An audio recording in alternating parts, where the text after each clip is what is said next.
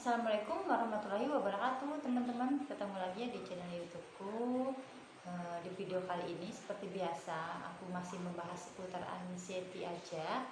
Jadi untuk kalian yang belum subscribe, aku berharap banget untuk subscribe, like, dan komen videoku agar aku lebih semangat lagi untuk bikin videonya, agar aku lebih semangat lagi ya untuk meng-share bagaimana aku bisa sembuh dari gangguan cemas atau anxiety disorder. Jadi di video kali ini aku mau sharing ke kalian. Jadi kalau kalian sudah merasakan sensasi yang kayak aku jelaskan ini, berarti kalian udah bisa dikatakan parah ya teman-teman ya. Jadi memang gini ya, aku sedikit cerita, kita sambil sharing aja ya biar lebih santai ngobrolnya. Biasanya anxiety ini pemicunya ya, sumbernya tuh biasanya dari asam lambung. Nah, untuk sensasi asam lambung sendiri kalian udah ngerti aja ya, sensasinya tuh kayak gimana. Jadi sensasinya tuh dari ujung kepala sampai ujung kaki itu semuanya tuh kita rasakan, dari mulai keliungan, kaku leher, tenggorokan mengganjel, ulu hati nggak enak, perut begah, kembung, terus pusing, keliungan, sempoyongan, punggungnya sakit, pinggangnya sakit, nyeri otot, terus vertigo, sesak, terus nyeri dada. Nah pokoknya sensasinya banyak banget ya teman-teman ya. Kalian juga udah paham ya pasti, karena di video sebelumnya itu udah aku jelasin semua sensasi apa aja dari GERD-nya itu atau dari asam lambungnya. Jadi memang anxiety ini atau gangguan kecemasan ini biasanya pemicunya itu dari asam lambung. Nah, karena kita merasakan sensasi di badan yang terlalu banyak dan silih berganti gitu ya rasanya tuh. Jadi kita tuh terlalu dirasa-rasa gitu loh. Terlalu kita pikir, kok aku kok nggak sembuh-sembuh, kok sensasinya tuh banyak banget, hari ini pusing, besoknya mungkin punggungnya sakit, atau mungkin dadanya berat gitu, napasnya pendek.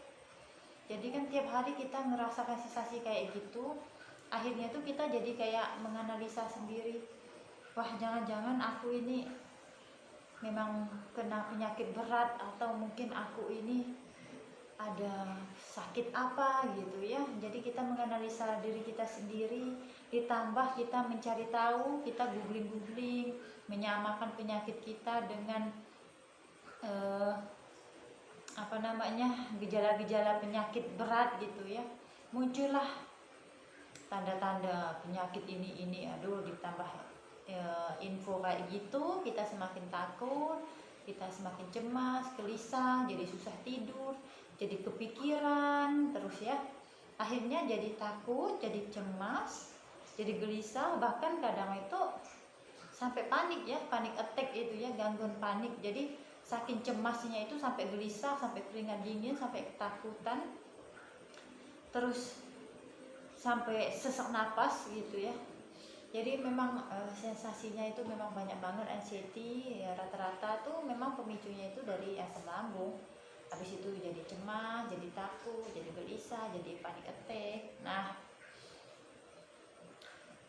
kalau ini dibiarkan terus menerus dan kita nggak ngerti kita harus kemana, mungkin kalian juga udah ke dokter ya, udah ke dokter umum, mungkin diagnosisnya atau dokternya bilang oh ini asam lambung gitu ya. Memang benar, memang pemicunya awal itu biasanya memang dari asam lambung. Tapi kalau udah ke tahap jadi cemas, jadi takut, gelisah, bahkan sampai panik, sampai susah tidur, sampai berhalusinasi ya. Jadi berhalusinasi yang ku bilang ini biasanya itu karena kita nggak bisa tidur, akhirnya kita jadi ketakutan, mimpi buruk. Habis itu jadi kayak kalau mau tidur itu biasanya kita tuh terlalu khawatir, takutnya itu nggak bangun lagi, tiba-tiba langsung nauzubillah ya, langsung meninggal gitu. Terus akhirnya kita mungkin pernah keluar rumah atau naik motor, terus saat naik motor itu kita ngerasa kayak keliungan atau vertigo atau pusing atau sesak napas. Habis itu kita kayak ketakutan, gelisah, dan parno atau takut untuk naik motor lagi gitu.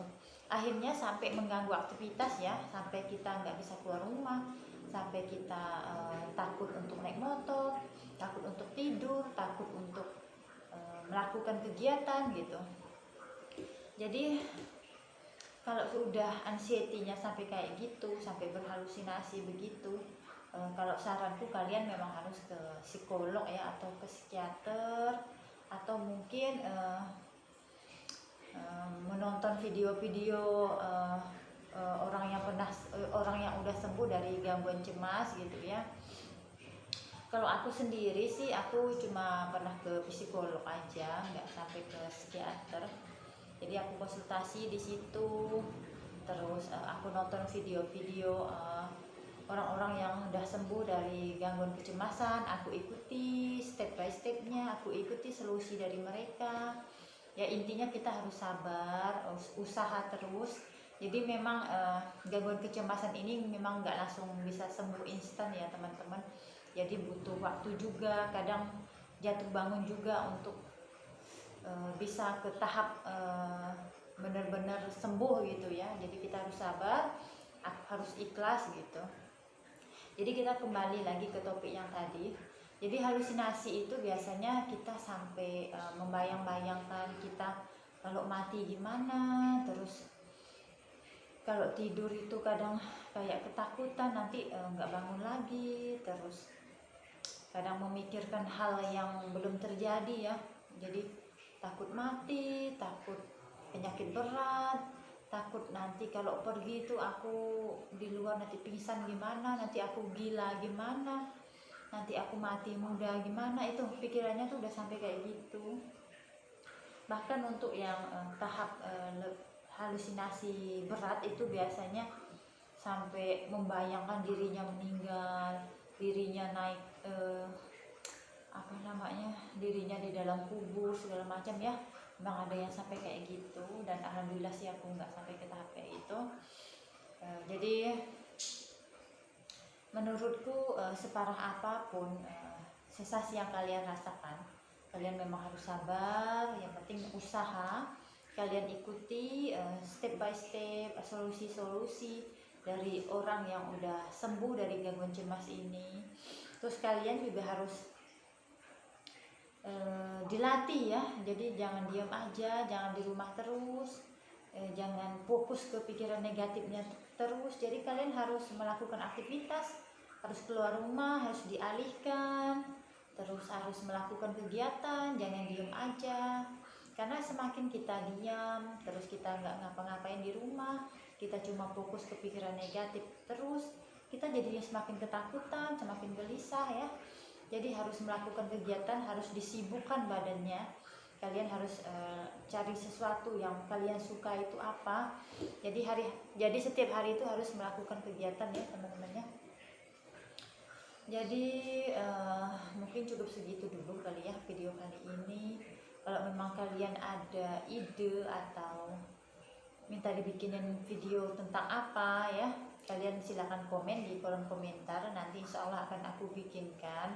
Semisal kalian minta dibikinkan, Mbak bagaimana caranya biar bisa tidur, atau Mbak atau bikinkan video tentang apa cara relaksasi atau apa, kalian silahkan komen di kolom komentar ya. Nanti akan aku bikinkan video.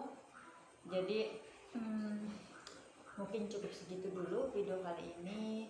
Semoga bermanfaat. Jadi kalian harus semangat lagi, harus sabar terus ya, dengan putus asa. Jadi memang sakit ini tuh nggak bisa yang langsung instan. Jadi kita harus benar-benar sabar banget ya. Sabarnya tuh benar-benar harus di level yang ikhlas banget menerima semuanya ya. Jadi cukup segitu dulu video kali ini. Assalamualaikum warahmatullahi wabarakatuh.